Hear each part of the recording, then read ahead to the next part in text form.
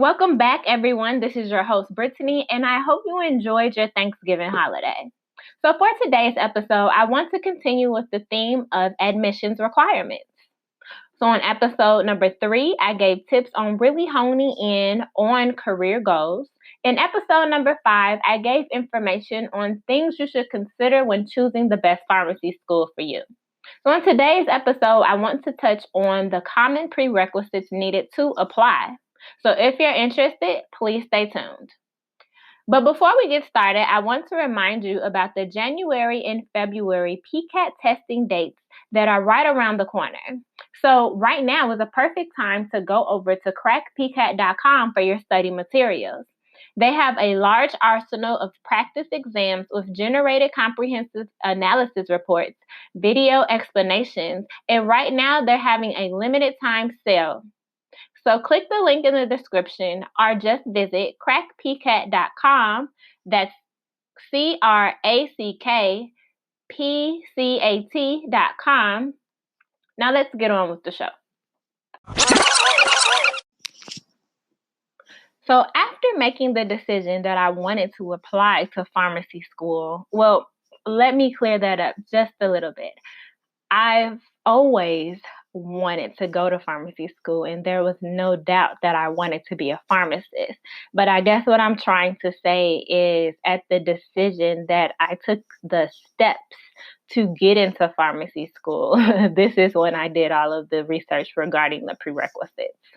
I know if you listened to the very first episode, you got a little bit of my background on how, I kind of did a untraditional journey to getting to pharmacy school, which what you've heard from the interviews that we had on this show, that everybody has their own journey. There's no right or wrong way. It's just making sure however you get there, you plan properly and you know the steps that you need to take. So I just wanted to state that.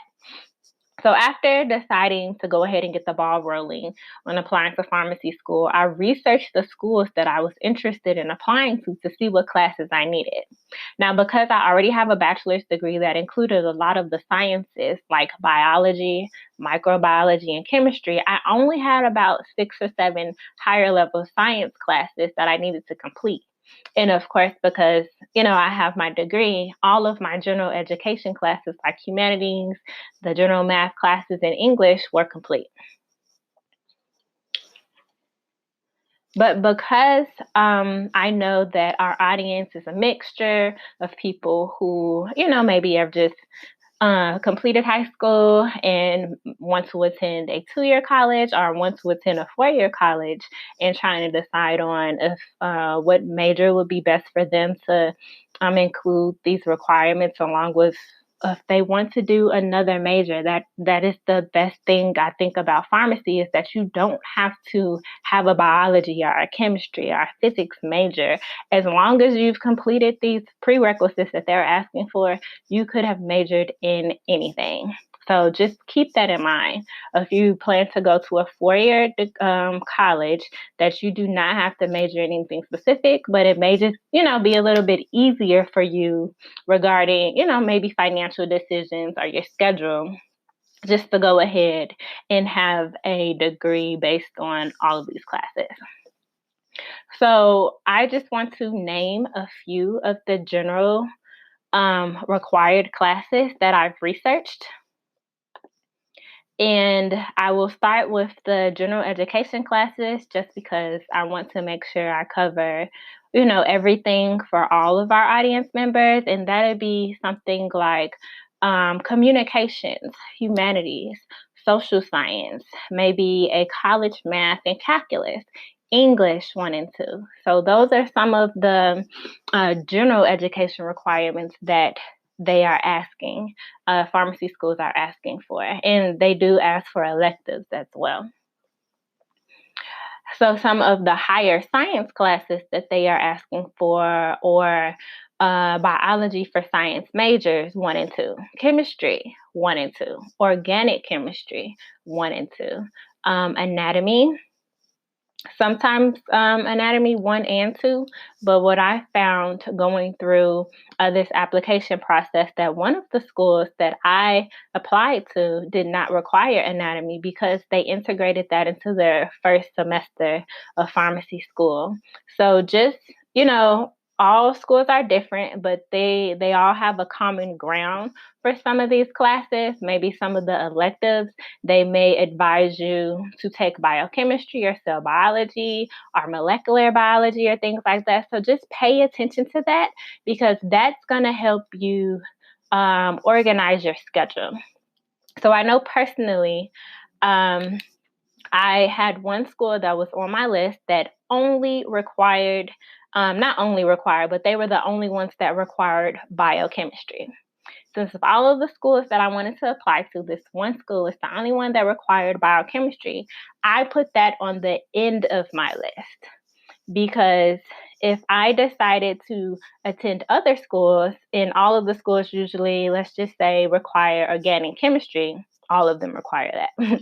Organic chemistry, I want to take that class first, because that's going to help me, make sure I reach the requirements across the board. Now, I have not taken biochemistry, but I am eligible to apply to pharmacy school because I have just about 3 classes left. And as long as I'm done with my classes by the end of next summer, then I'm fine if I get accepted. So if I get accepted now, there's no need for me to take biochemistry. There was no need for me to waste my time, and there was no need for me to waste any money. So just try to pick and choose, your schedule in that matter, what all schools have in common that you're applying for. And I even made a spreadsheet, and I put the schools that I was interested in, and then I went down in columns and put everything on one row. If they all require chemistry, organic chemistry, I put organic chemistry. And then towards the end, I started filling in the classes that maybe one school had and another school had, so I can see clearly, in what matter do I need to take these classes. And I know maybe not all schools do this, but some classes aren't available in the spring. Like maybe you can only take biology 1 in the fall, and then biology 2 isn't offered again until the spring. And then, so just be mindful of things like that when you're making your schedule and picking your classes, and also even picking your schools. Although that school that required biochemistry was on my list, if I get into a pharmacy school this year without taking biochemistry, then I will be fine. I will be satisfied, and I will be well on my way. So there's no hard feelings. It's just what works best for you to get to your main goal. So I will list below a link that I use to look up some of the school's requirements, it is on pharmcast.org. And on there, they have a lot of good tips on, getting ready to apply. They have a list of all the schools and all their requirements and deadlines and things like that. So I'll put that down in the description box for you guys' reference. I also want to say, when taking prerequisites, if you have the opportunity to choose your teacher, go ahead and research the teacher. Make sure that it seems like you're going to have a good chemistry, and you take the recommendations from other students regarding if this was a great environment or not for you, because you don't want to get to the end, like you only have 1 semester left and there's only 2 teachers to pick from, and you seem to pick, the maybe, I guess I could say, the harder teacher. I don't want to say any teacher is bad, but maybe just the more challenging teacher, and maybe they don't explain things, too good. And then the other teacher does have great notes. They have their great office hours and things like that. And that environment will be better for you to learn. So I know even though I've gotten a master's and a bachelor's, I just learned about Rate Your Professor, the website where you can go on there and type in the school or type in the professor's name, and there are reviews from students. They have the date, they have the grade that they received in the class, and they have if they will recommend you to take that class again. And you can go in there and read the reviews and make your decision on that. I know in my undergrad, we didn't have that many options of teachers to pick. So maybe that's why I didn't know about this website sooner. But that is, something that you can use as a reference when going through these prerequisites. And I do want to reiterate again, for pharmacy, you do not have to have a bachelor's degree.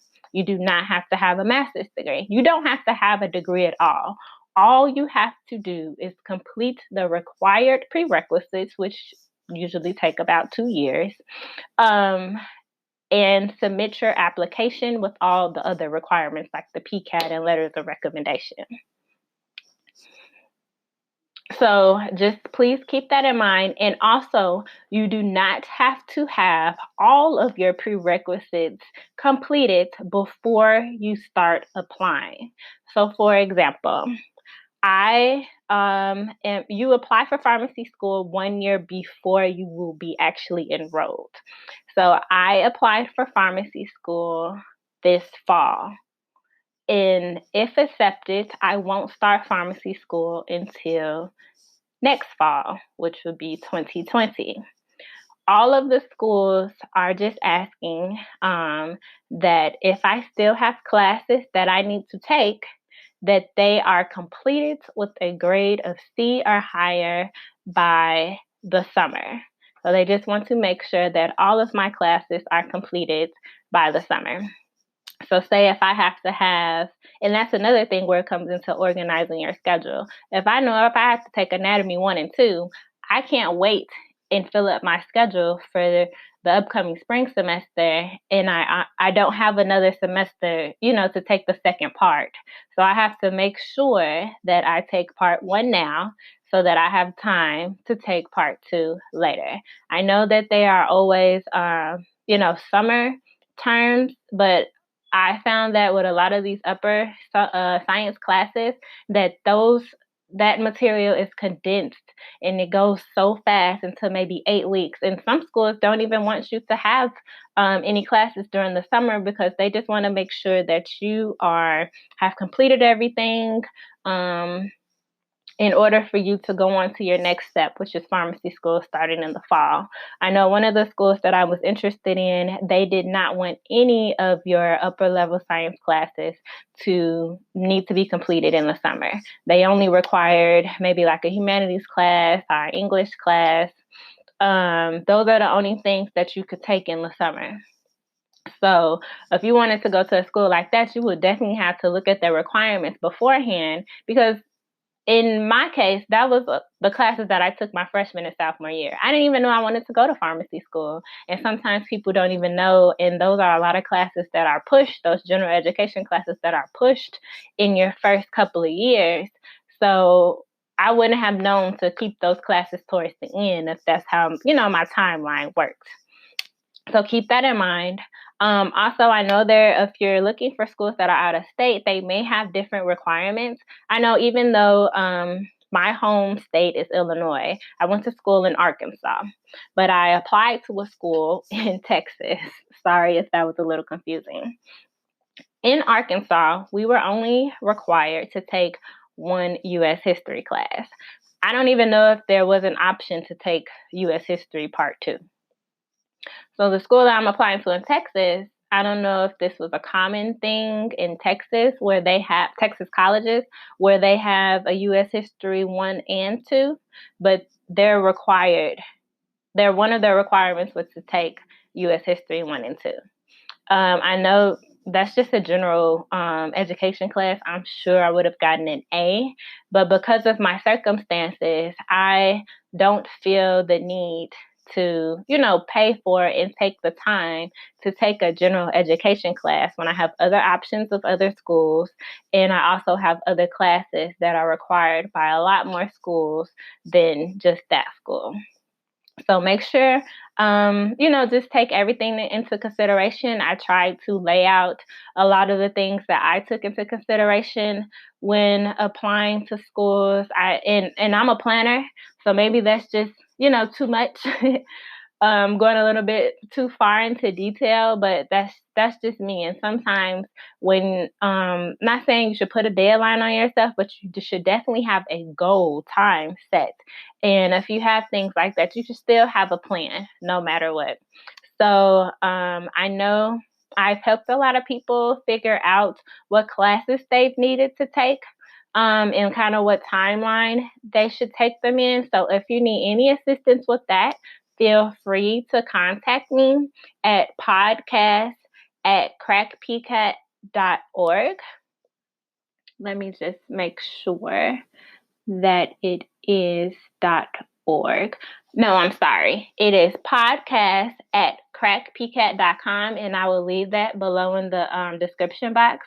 And also, if you want me to talk about any other topics, I am going to continue to talk about the submission process. I have plans to talk about the PCAT scores and the testing and preparing for them. I'm preparing to talk about the actual pharmd application, supplemental applications, fees and things like that, personal statements, volunteer hours.